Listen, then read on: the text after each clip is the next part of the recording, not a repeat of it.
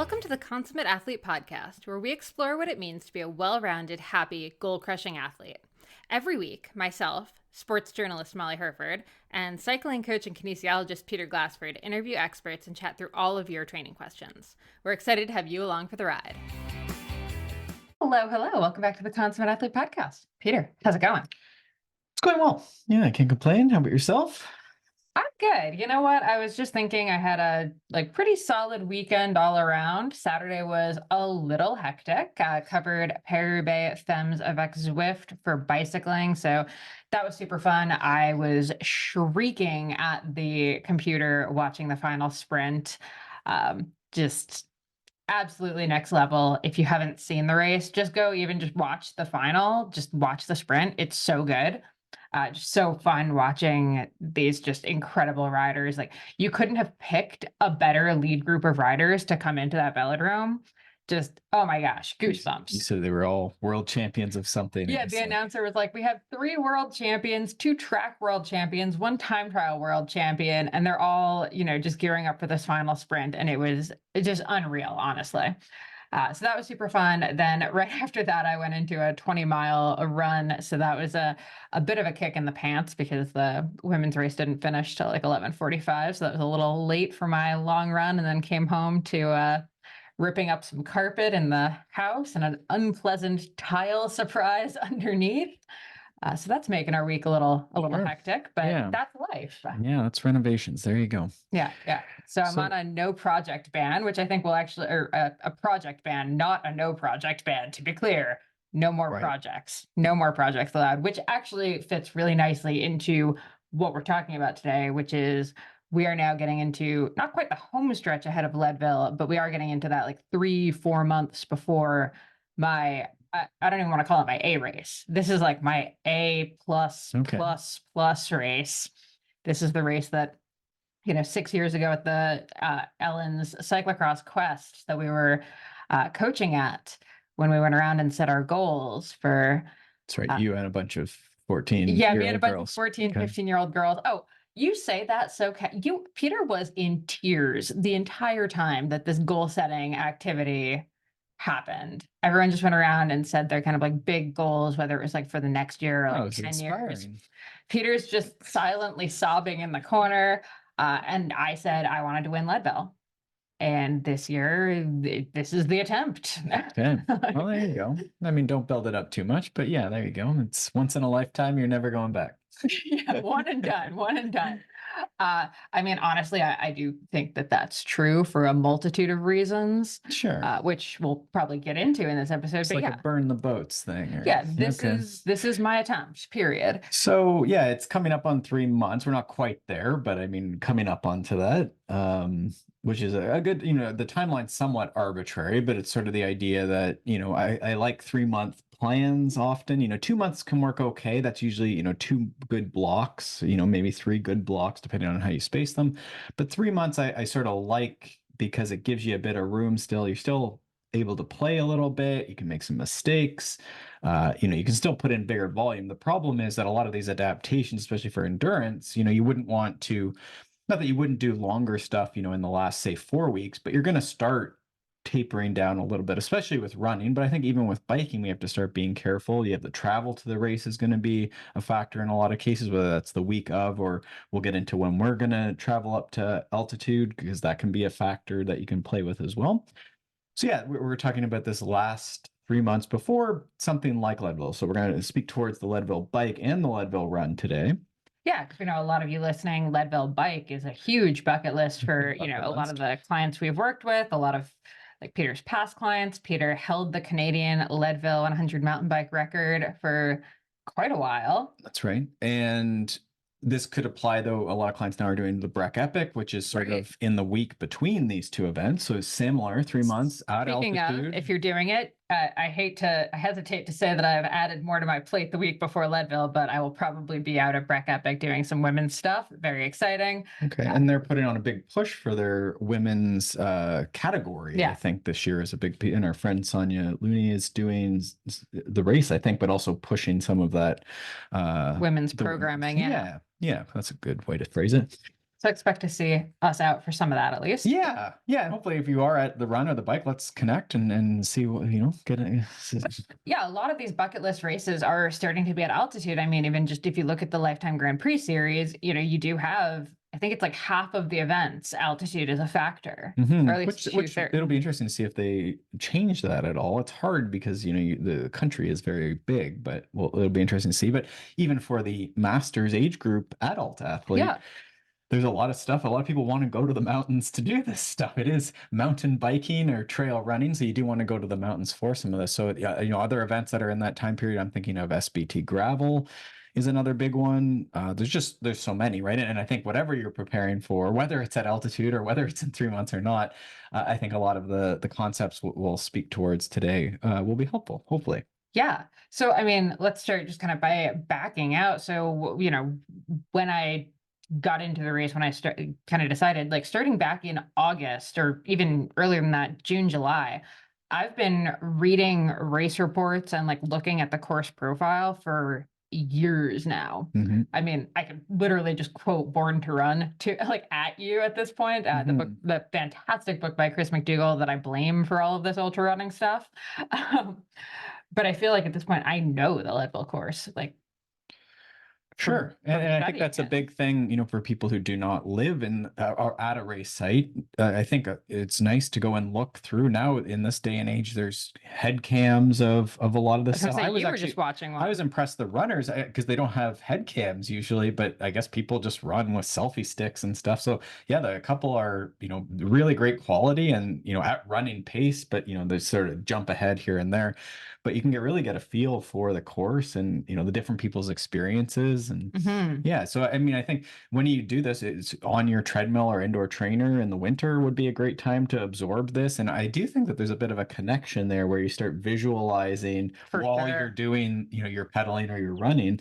I do think there's a nice piece there. I think so. And I mean, I would say that's why we elected to go out to the Leadville Trail Marathon last year as the qualifier that I wanted to do was like, to me, it was super important to actually go to Leadville and see the town, see how the race was run out there, and actually, I mean, get the experience running at that altitude to see how I did. But and that's we have a article called Leadville Faster Without Training More, I think is the gist of it. So we'll link to that, and we're updating it for 2024 as well. So a couple new bits there. So if you haven't been to that post, or if you've been to that post, maybe check it out again. That'd be great.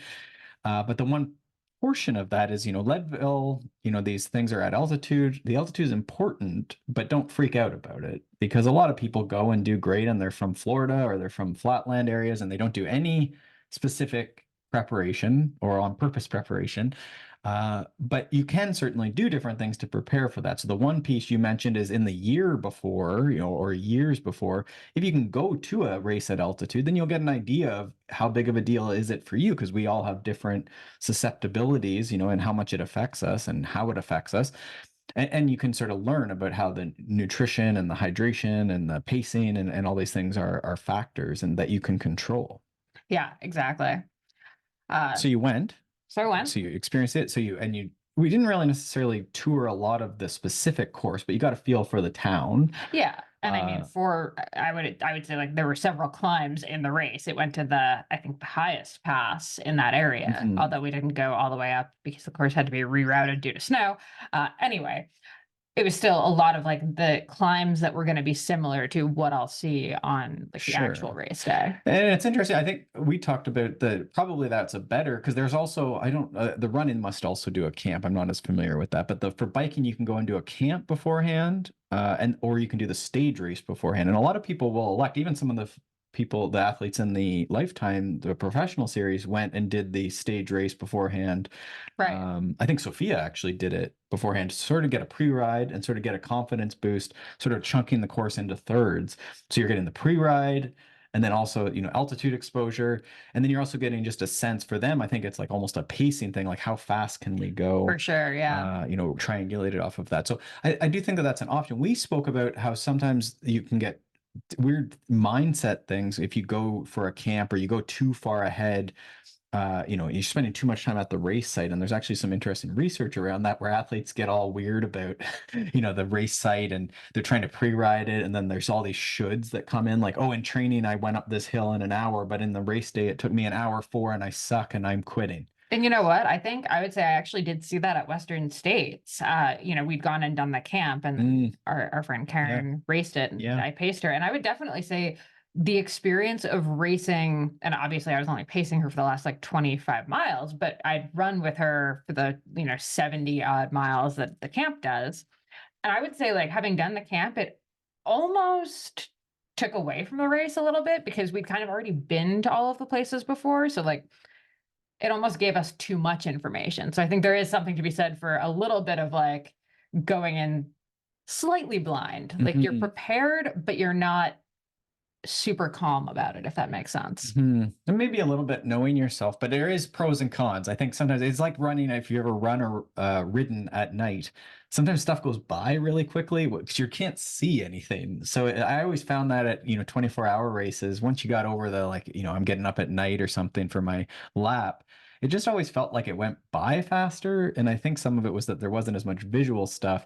But I think when you don't have anything to compare it to, it's like, well, I guess this is just how long this takes. So that can be weighed. And so what does that mean? That means that maybe for your training camps, you would go somewhere else fun that's at altitude, get the benefit of the altitude and the exposure and figure out what that's like, but then still leave a bit of mystery. And I think for most age group adult masters, that's probably good because it's really enhancing your experience, right? For Whereas, sure. like, I always go to Leadville and this raw exposed mountaintop versus going somewhere else, which could just be, we went to spend a lot of time more in Breckenridge where there's more stores and facilities, and it's a little more gentle on the elevation. Still lots, it's still quite high, but the mountain bike trails are a little better down there as well. And so we had a great time. And then we did do like this race, and I think maybe we went up once more or something too. Mhm. But in any case, that sort of planning of the exposure is a big, if you can get to altitude, is a big Yeah. piece. Yeah.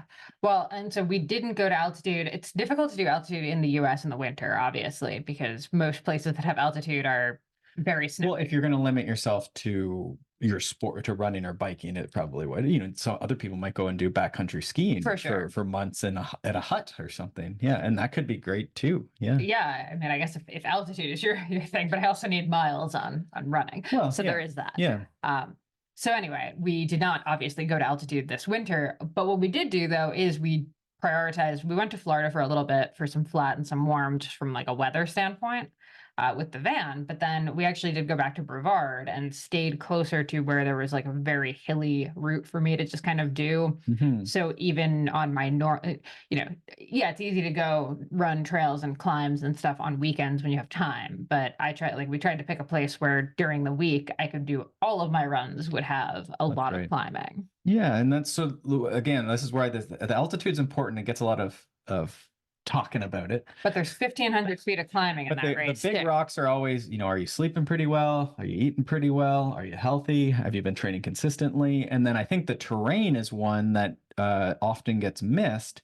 And sometimes the terrain piece can be, I live in a flat area and there aren't mountains. So that's not as changeable. You live where you live.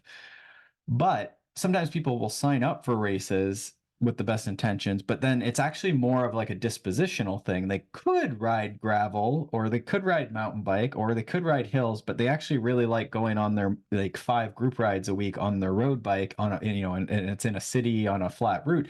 And it's nothing, there's no shade to it, but sometimes there is this, like, you signed up for this race and ideally the race would be pulling you in a direction you want to be pulled. And we have a post on this actually, but can you prepare for the goal you have And do you set? want to? Yes. Exactly. Yes. And it is. So we'll link to that one as well. But that's something just to reflect on because the training can be easier, not easy, or maybe simpler, not easy, but simple, if it's something you want to get pulled towards, and then also probably fits into the place you live. Not to say that you can't prepare for something hilly and altitude from flat, but sometimes it's nice to think about, what do I really like doing? What do I do well? What is easy, in my current life, with this next year, or, do you have the space to prepare for this as you would like to? Or is this like a next year thing? And this year, maybe you do crits or cyclocross or time trial or track. Mhm. If you live in a city beside a track, then maybe that's the way to go with it. You're getting ready for track nationals. Yeah, for sure. Love it.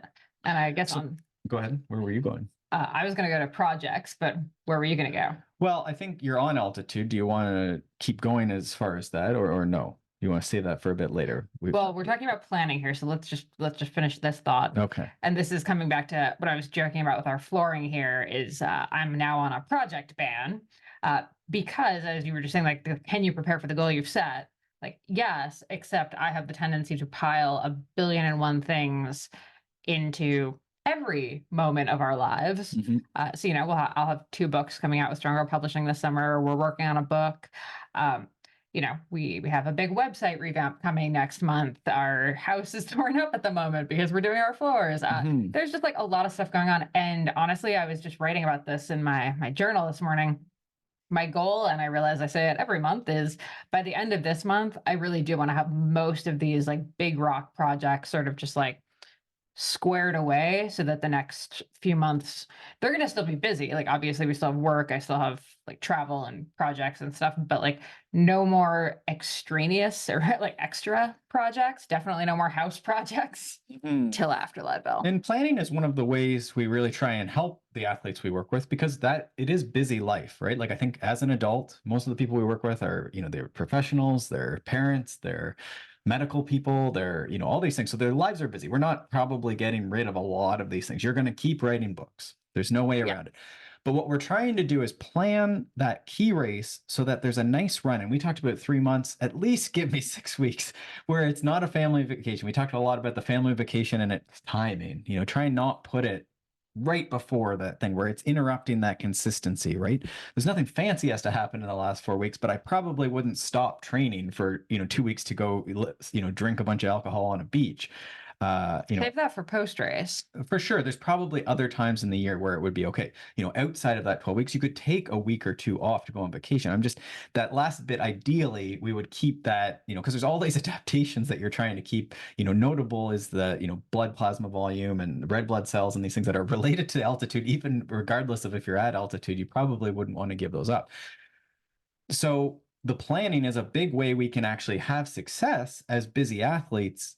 Aside, what's the title of this post? We're talking Leadville faster without pedaling more, or without training more, or something. So we want to plan it. So for Molly, it's trying to plan this other stuff to like just, it can be afterwards, it can be a little reduced, it can be before this certain date, but then trying to actually put a ban on some of it. You're not going to get rid of all of it. Your kids are still going to be there. Work's not, you can't stop it, but trying to just push it a little bit and give yourself a bit of slack. And it's not that you're going to even necessarily train more. It's that all these other things, the recovery, the eating, the travel, the amount of fights I have with clients where it's like, I know it's going to take an hour to drive to this like place that's got gravel and hills and, but like, that's You the need idea. gravel That's hills. the thing, right? And it's this investment of like, yeah, instead of a 5-hour trainer ride, it's a 3-hour mountain ride. But, that sounds really fun. I don't know. What do you think? So trying to leave slack so that we can do some of this stuff. And some of that slack will be used resting. It will be getting to bed that extra hour early so that, yes, you actually are in bed for 9 hours and maybe you get 7 hours of sleep. Yeah, for right? sure. So that's the idea, is trying to leave the space. Yeah. Well, I mean, it's funny. I just actually had to get a new compressor for our compression boots because ours finally bit the dust after 5 years. Shout out to Hyper Ice. They were lovely about, reasonable replacement, even though it was 5 years old. Not sponsored at all, but just wanted to put that out there. But honestly, since we got it, I've managed to use them all of once because we've had so much. Yeah, I've stuff actually going got more on. and I don't even believe in them. I love them, and I have not gotten to spend time in them because we've been kind of in like flux with some house stuff. So yeah, this is just like, it sounds silly, but having stuff happening in our small house makes it harder to, spend the hour in the compression boots because Well, now and our the thing, space is as all much as jacked I up. don't believe in them, they are a nice way. And what I'm trying to do in the evening is when we're watching TV, it's easy to have the phone out and the TV on. And so I'm trying to, with medium success, I'm not going to say I'm doing great with this, but to put those on and then put my phone, on the charger in another part of the house so that I have to just watch the TV and lay on the ground and get, that hour of relaxation. Yeah. Call it recovery, or maybe the compression is doing something magical. I don't know. So I think that's what you're leaving slack for, is that you can do without your phone for 45 minutes. You don't have to be putting out fires or, checking on whatever, you find your own thing. But that's the thing. It's like, yeah, instead of scraping the floor, I can lay and recover and then, be more mentally or physically ready the next day Yeah. to do the training again. Yeah. Well, honestly, I thought the boots were super helpful. It's funny. I was using them a couple weeks ago because my knee was a little bit funky, and they were super helpful with that. I think there was just like a lot of inflammation, and it really helped kind of dial that down. And it's funny that when I have any kind of injury, I am suddenly I suddenly have all the time in the world for the boots and the appointment with the physio and all this stuff. But like when things are status quo, suddenly no Well, time. there's a saying to that effect that, if you don't have time for it now, your body will make the time later or something like that. Yeah. Suddenly you can drive to physio, but you couldn't roll your knee for Yeah, 5 exactly. minutes So or whatever it is you're need supposed to, yeah, need to keep that in mind. to do. Okay. So yeah, I think that pretty much So covers planning for success. Yeah. Leaving some slack in those first, those 2 to 3 months beforehand as best you can. Yeah. And I mean, let's talk. We got an altitude tent. So I laugh about this because you had one back when you were racing Leadville, like way before we met. And you actually eventually got rid of yours and hopes of meeting women, and it worked. So Well, there was, I don't know, correlation or causation, I guess. But yeah, that's the idea. And I think I was just working on this Leadville post. I said, there's this sort of don't freak out about altitude. Maybe try and go on a vacation in the year or two beforehand if you can, or in the months. This could be 3 months out, 2 months out. You could go for a trip. And I have a few clients that are doing that. 2 times during the year, they're able to go visit a friend in the mountains, right? And so it's not a far distance for them, relative terms. So that pre-camp I think is probably the best because that's actually going to the place and seeing how your body goes, and then you won't freak out as much, right? And there's probably a bit of a like repeated camp exposure if you can get there for a week or something each time. There's probably effect there. But then there's these other tools. We'll talk about heat today a little bit, which we're less familiar with, but certainly using more and more, and the science is coming along more and more with the heat. And then there's these altitude tents basically where it sort of simulates the altitude. Yeah. And I mean, we'll have a post up on this actually as this episode comes out. And, to be clear, these are not cheap. This is a major like life disturbance, both in terms of like it's costly. And I'll talk about a few tips we have for sleeping in one if you are kind of interested in it. But like it is literally a clear PVC tent that goes over your bed. We have the cubicle version, so it is more of like a normal high ceiling type thing. But like make no mistake, this looks like a serial killer's room. Like this looks like you're watching the show Dexter.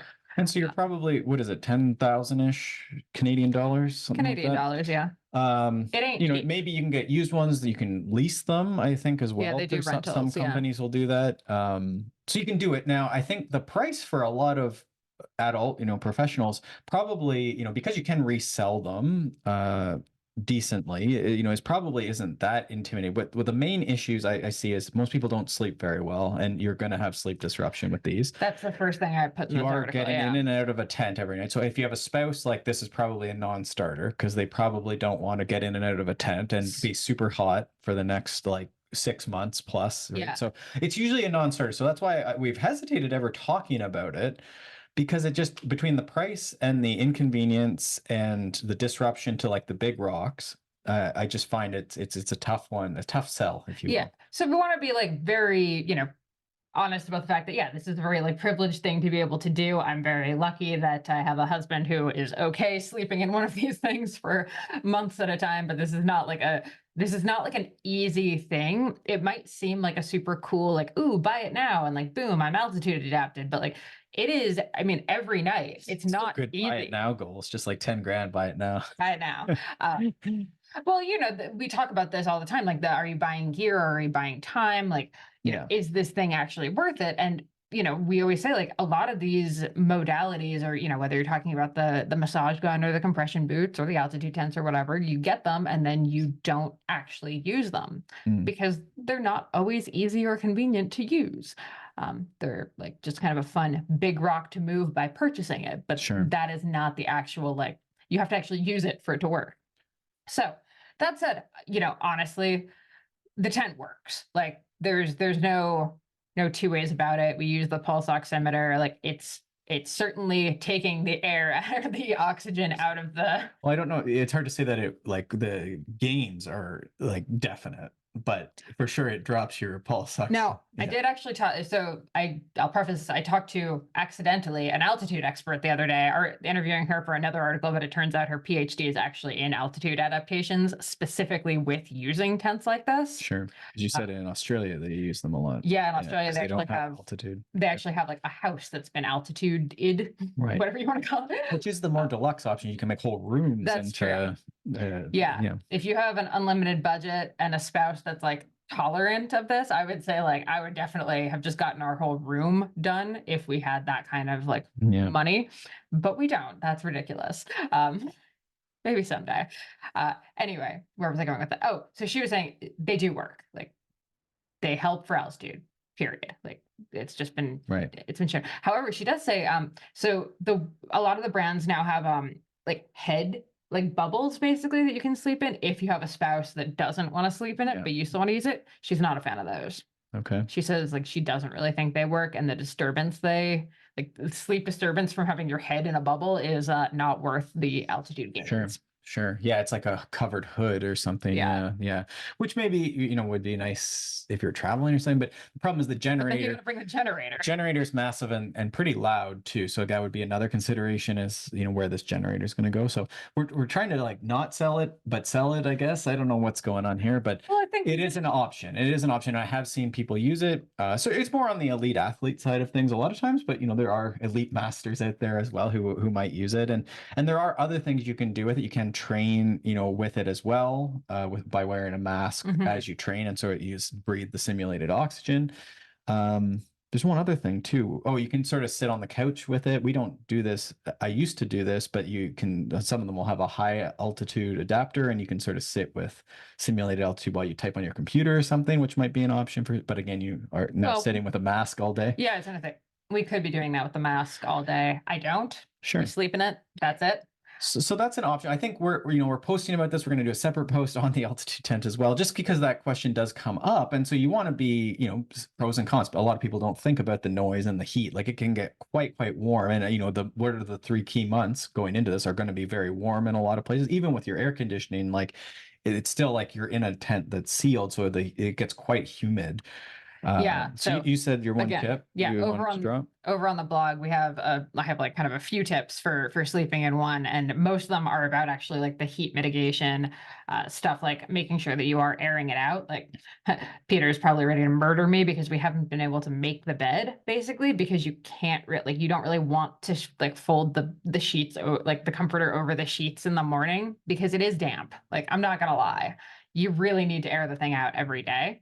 Otherwise, I'm pretty sure we're going to end up with a moldy mattress. Just the level of humidity in it from 2 people sleeping in that thing at night is high. And I use there's like a fan as well. We got the best like $35 USB fan. This thing stays charged for 24 hours. It's insane.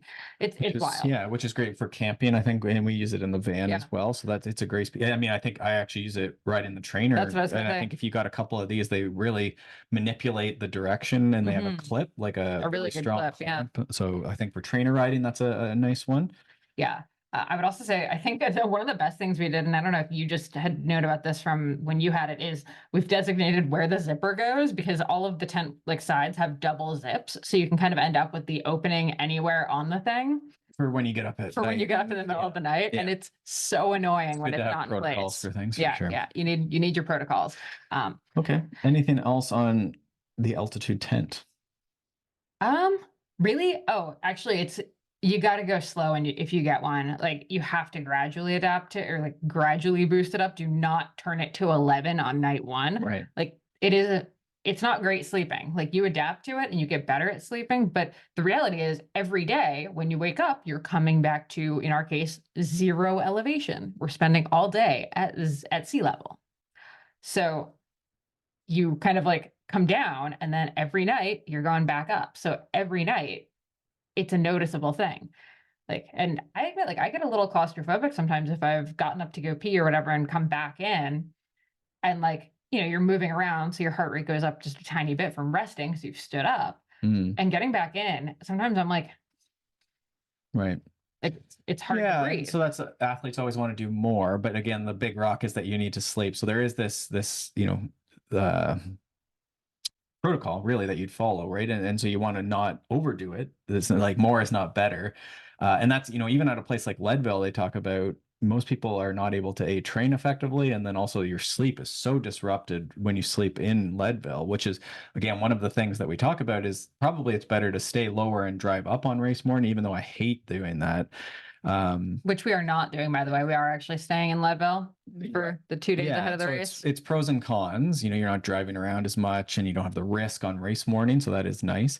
But then it is also, now your sleep is poor that during that week as well. I sort of figure with that one, because we're staying lower for the 2 weeks ahead. I mean, we're not staying low, we're staying in Breckenridge, but we're a little lower for the 2 weeks prior.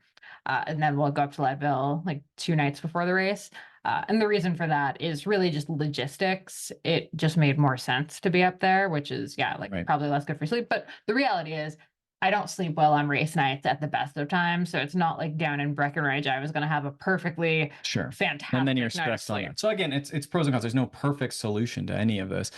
And so then where is I going? So the sleep at so you're easing into the altitude 10. So most of them will give you some sort of protocol to start, or the websites of these things will go, and then you can use pulse oximeters to try and monitor your response, because the dilemma I always find with these is they have the settings which are supposed to correspond to like a certain elevation, but it's obviously going to be off.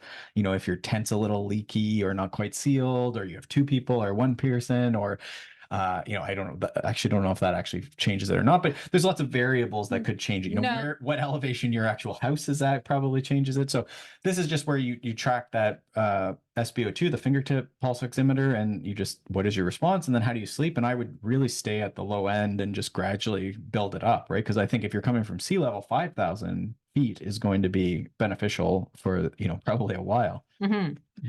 Yeah.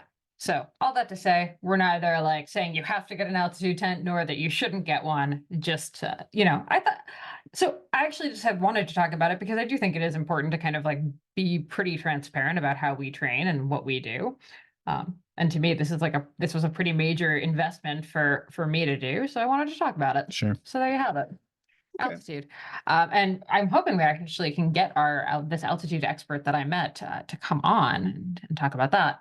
But the sort of like poor man's altitude training is something we're also kind of thinking about, which is heat adaptation. So it's not going to be exactly the same. It's not a 1-to-1, but they are pretty similar. And also, I mean, Leadville can get hot. Like there's also just that. Sure. And especially for the athletes who are out later in the day, they're taking longer. There's going to be often that midday can get warmer and warmer. I don't think anyone's finishing before midday at Leadville for the run. I think Keegan was pretty much at midday for the run, dear. Oh, well, I mean, we're talking about both of these, but the people that are at later. Fair enough.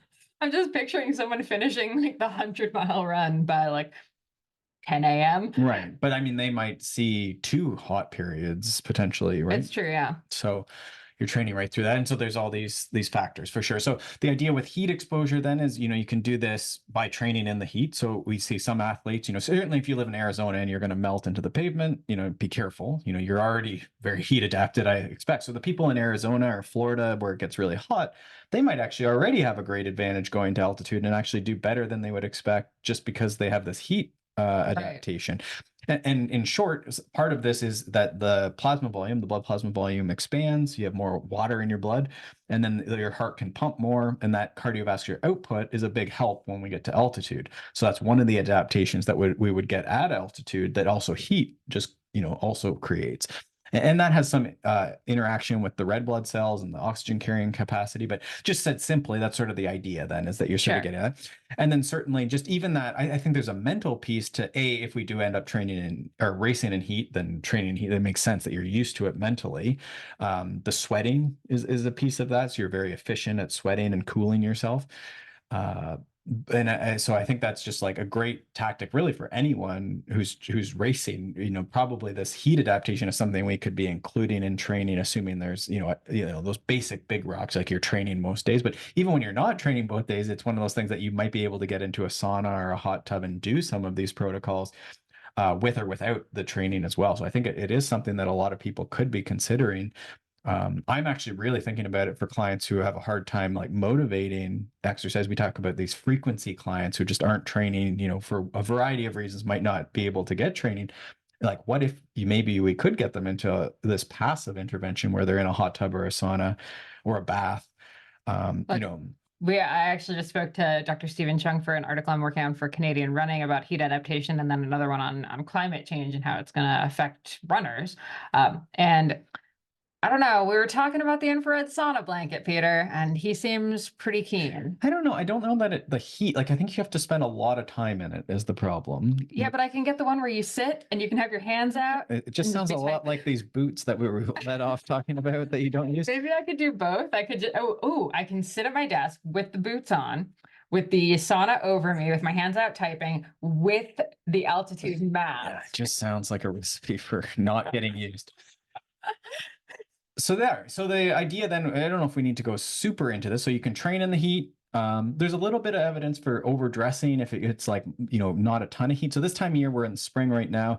Maybe you could overdress a little bit sometimes. That's what I was gonna say. I've been kind of trying to play with that more often. I used to be like the second it was above freezing, I would wear shorts. And now and that's like a very runner thing. It's like always on the limit of like freezing. Yeah. So now I'm kind of trying to just shift to the exact opposite way of thinking where I'm just always a titch overdressed. Right. And you probably, with any of this, you still want to preserve the big rocks of you have intense days where you're performing very well. So you would be on the limit of what makes sense with dressing because you want to be cooled optimally, but not like restrained by clothing and not miserable, not increasing the perceived exertion by being overhot.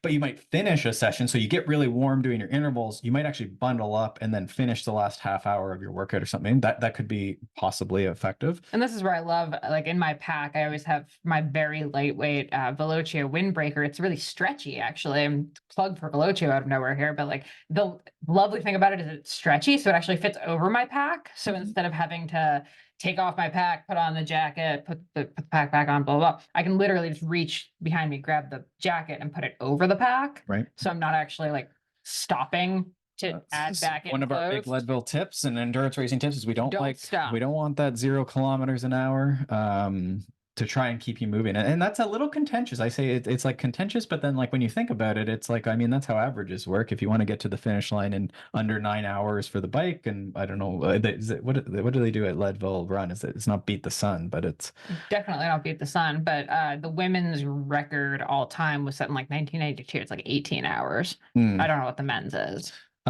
So then it's, there's an average speed there, obviously, right? So I always and it's less, running, you can just sort of keep walking, but you could see people where they lay down on the ground or they sit in the chair. And I get it. For some people, that's part of the routine and you have to do, foot care or you have an injury. But this all sort of ties together with pacing, right? Like the gentlemen who go off at their 20-minute best power for the first 20 minutes, and then somehow they're cramping and on the side of the trail crying at 70 miles, if not before. This is the idea of they aren't moving forward and they made a mistake there as well. So this ties to fueling, the jackets being accessible, being able to ride with no hands or being able to, use a descent to just adjust something or, shoe, some people will go to the washroom in these situations as well. I'm not proposing that, but it could happen. Well, I remember training for Ironman, trying to get like capable of peeing on the bike was probably the hardest thing I've ever done in my entire life. Right. Like it's such an unnatural thing for your body to do. So yeah. Well, and it's interesting. A lot of people like the peeing thing is interesting. I think there's some in the training we can get used to, like fluid balance and make sure we're like maintaining that. Some people you're going to have to stop and pee, and that's it is what it is, but we minimize that.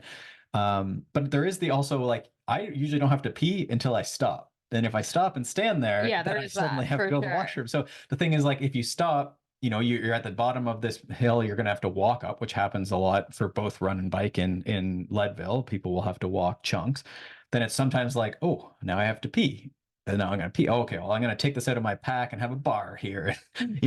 Again, for some people it's okay, but if the goal is to get these belt buckles or the under a certain time or beat the record or place in the age group or place in the overall, then some of this stuff is important. So that was somewhat aside from heat training, but is sort of related.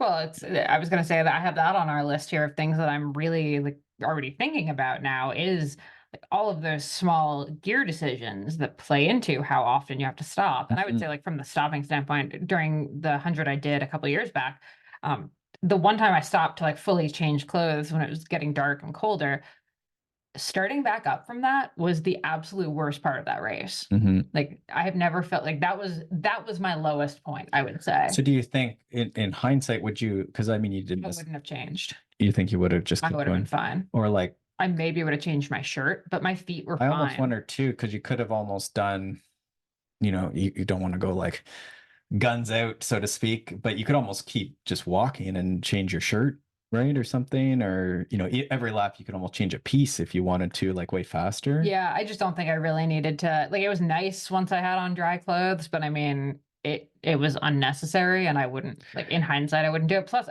so out of that 100 miles, it was just under 24 hours, 105 miles to be clear. Um, I stopped for over like just around an hour. Like, I looked this up on my stats Yeah. on Strava, and I would say 15 minutes of that was that one clothing change. Yeah. Because it just like your body is just moving so slow for like the small things. So taking off gloves and taking off my shirt and pulling down my tights, taking off my shoes. Like, even though you and Karen were helping me, it was still, I think my body just wasn't moving. Like, it could move forward in a running motion, and that is the Sure. only thing it could do. And I think this is the learning. Most people go to these events, they do what they do, they have the best plan they think, and then you look at it afterwards, and that's often the thing that you'll see is, wow, 2 hours of stop time, right? And then that's where people get motivated, is they think, okay, I can pull this back.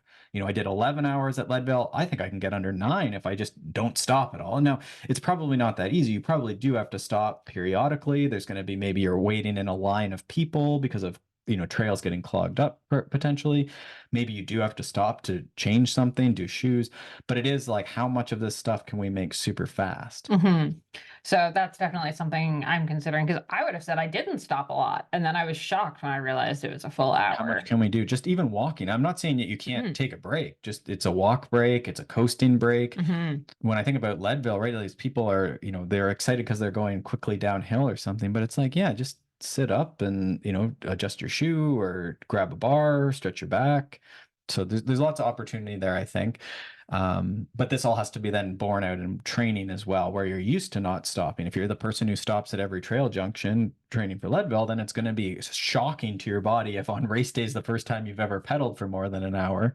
That's why I get so grumpy at you when we do our long runs and you're trying to like find new trails, and then you're like, stop looking at the trail forks, and I'm just like furious Yeah, well, there you go. because I can't stop, won't stop. So we were on to heat and then got off of it a little bit. So we were talking about overdressing. I think that's like not a thing to overuse, but I do think that it's, especially as you're getting towards spring, I think that's something that a lot of people could do just to stay warmer. We've talked about, for people who are always cold, sometimes that's a good challenge. Just keep putting on coats till you get too sweaty, Mhm. and then maybe you won't be as scared about going out in the winter. I do think there's a piece there. The other more popular heat adaptation things are going to be your sauna and your hot tub. And it's usually done after a session. You're warm from the session and you get right into one of these. So your hot tub or your sauna, usually around 40 degrees Celsius. I don't know what that is in Fahrenheit, plus or minus. Again, something that you can ease into. So if it's a little lower to start, don't stress on it, because you're just getting used to the idea. 10-20 minutes to start. You'll see protocols go up to 40 minutes in some cases. But when they're at that higher temperature for those two, like an actual sauna and then a hot tub, that's usually what you'll see. And then it seems like there's the hot bath is coming, and I'm trying to do this right now, but it's sort of, I don't know, it's just sort of weird coming home from a ride and not, suddenly you have to lay in the bath for an extended period of time. Sort of weird, but I think there's something to it. And the idea though is that this is not like a beer and you're like really having fun in the hot tub. The thing is, it's pretty uncomfortable and you have this urge to get out. And then that has to be like similar to training or anything that's dangerous, like training, where there's a downside, a risk of injury. You just need to be careful that you ease into it. So I think it's whenever that urge is like, whatever out of 10, you get out. And that was today. Okay, I made it at this temperature for this amount of time. Or just start super conservative, 8 minutes. Okay, I got out. I didn't get a rash. I didn't, have saddle sores. I didn't, I'm not burnt from head to toe. I'll do the exact same thing for 10 minutes, tomorrow. And that's the idea. So I think, again, for a lot of people, this is going to be too much time. They don't have enough time to train already. But for some people, this might actually fit in. Maybe they can, sit on a call or something and do it. I don't know. I don't know what your life is like. Or, you're close enough, your spouse can get out and the kids still have supervision. Technically, they can knock on the door if there's a fire. Maybe it works for you, right? And for me, in the winter, I'm actually thinking this is a great way to just do like an hour on the trainer, and then maybe you do something like this for 20 or 30 minutes.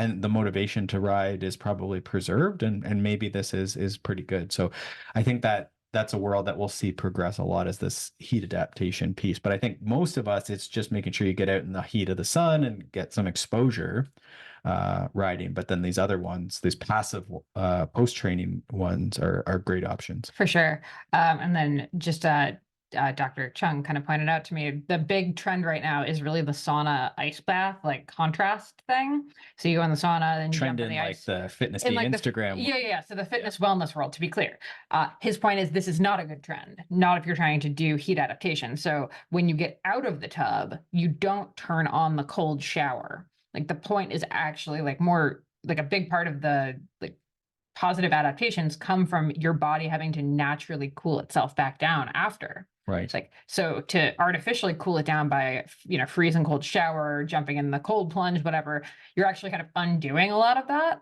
and not taking advantage of it. Put this on priority to have him on to just do like a good heat training episode. But what that sounds like to me is, so much of this is driven around the core temperature, which I don't like things like this as a coach. I don't like, because all the research is like, well, you get your core temperature up to about 40 degrees Celsius. And it's like, well, how is any normal person going to measure this thing? It's like, well, you get an anal probe, just an anal probe, and then you're in your bathtub, the kids are outside the door, and you've got an anal probe. And it's like, okay.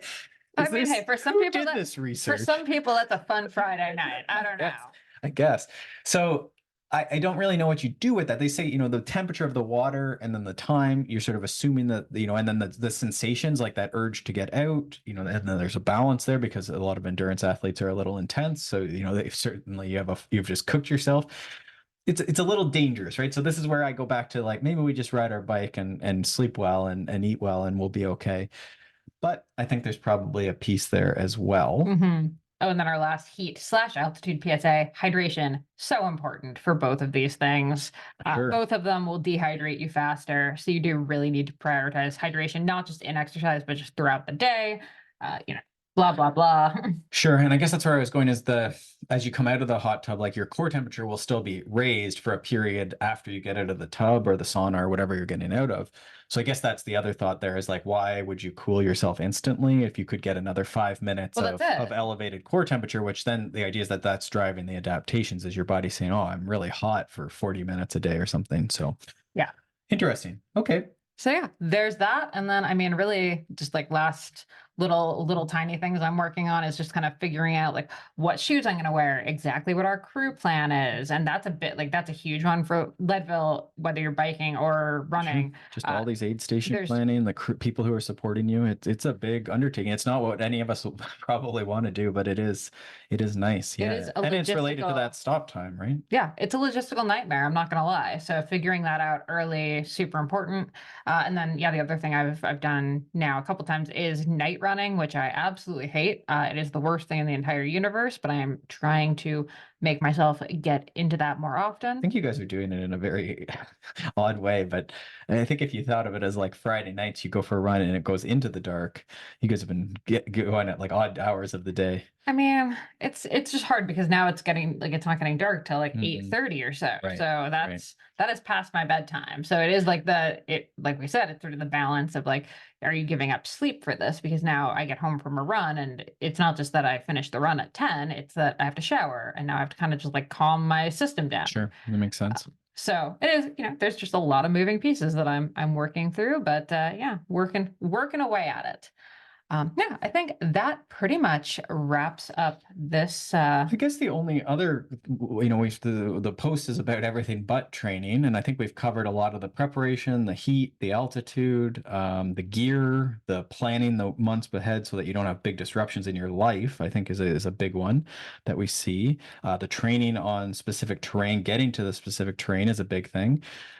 The other piece in the post I think that we talk about is sort of like the mechanical technical skill. Right. And so for runners, this is, the time spent running downhill and climbing is I think probably important. downhill always gets kind of missed, but Leadville, like the big thing about it is, so the 100 I did a couple years ago had the same elevation as Leadville, almost to the Elevation meter. gain. Elevation gain, Yeah. but it was so rolling. There was never like the longest sustained climb was only a few minutes. Mhm. Leadville, the big thing about it is that it is a couple of massive climbs, Right. but that also means a couple of massive descents. So like even forgetting the climb, I think the descent is going to be the hardest bit on the body. Definitely for sure. destroys. Yeah, yeah. And so that's where the training specificity is important, right? You might go there stressed about altitude and climbing, and then realize that you can't walk after 50 miles because you've just run down, 2,000 meters, 6,000 feet of fire road descents.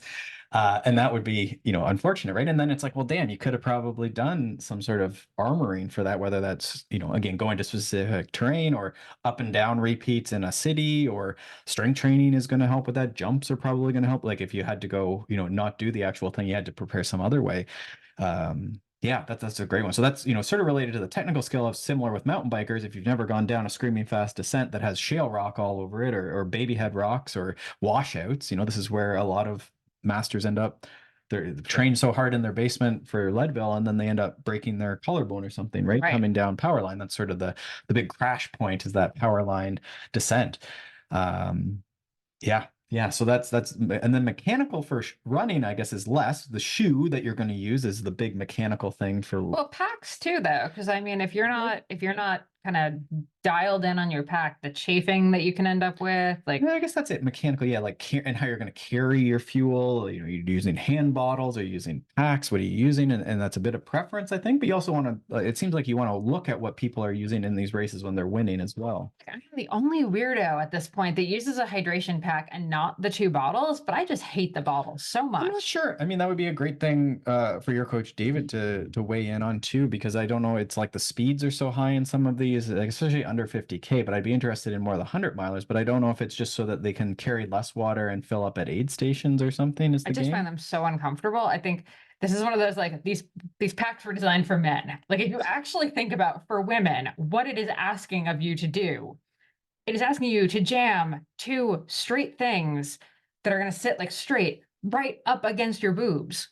Like, Mhm. how is that comfortable for anyone? Mm. It just boggles my mind. Hard to say. So there you go. Some mechanical stuff there. The technical stuff certainly is a piece, even though these races aren't the most technical. They aren't the most, I don't know. I guess, you wouldn't expect to have huge mechanical issues here, right? If you knock on wood right now. Well, in a bike thing, right? There's more technical, like rocky areas where people flat all the time. But yeah, to your point about mechanicals, yeah. So if you're doing the bike, it's really thinking about like, what do you need to have with you to prevent flats? What do you need to have in your aid station bags in case you've already flatted? Like, you have extra stuff. How good are you at fixing a flat on your bike? Sure. Have you And ever it doesn't happen that often there. Again, there are races that are more, flat prone? yeah, or in running, it would be like, falling and like cutting yourself or Sure. rolling your ankle. There's much more technical baby head strewn courses in the world, certainly, right? But this is a factor that you're going to have to deal with, and we're just trying to minimize the downside where like you go to Leadville and then you don't finish because you crashed or because your shoe ripped in half or your tire ripped off the thing. Or I've heard of pedals that were worn out, right? And it's like, well, as a master, and if you're willing to throw money at stuff, then it's like just make sure your bike's been serviced and really checked as far as pedals, not being worn out from 5 years of using the same pedal without any service. That's funny. The pedal always comes to mind, but then, hubs would be another one where people have just worn their bikes, they've just done huge miles. And so if you're looking to, you can't train more, but it's like your bike could go to the bike shop and just get fully overhauled in, probably 1 to 2 months out. Don't do this in like the week before, because they're going to realize that your frame's cracked and you're going to have to get a whole new bike. But trying to use that rest week period, which, in the Leadville plan, what we have for the bike, it tries to remind you, 2 months out, 1 month out, like no new changes to the bike, like, just try and get it serviced and keep it cool here for this last 4 weeks, which is the other thing I think with those last 4 weeks being, not the most, biggest or extreme or new, is just trying to keep you healthy now that you've put it all the hay is in the barn, we're trying to get you to the race. Yeah. So that's the idea there. Yeah. Cool. So we'll put the post, there's a couple links here. We'll have the link to the Leadville Faster post. We'll link to the Leadville training plan as well. We'll link to the Can You Prepare for the Goal That You've Set post as well. We'll put those all in the show notes. Perfect. And then I guess we'll put some of the altitude stuff as well. Yeah. Perfect. All right. Well, as always, thanks so much for tuning in. Hit us up with questions, comments, etc. over at consummateathlete.com or at consummateathlete on Instagram. And we will see you next week. Thanks so much for tuning in to the Consummate Athlete podcast. If you want to hear more training, racing, and endurance sport advice, make sure you subscribe to the podcast and leave us a rating and review.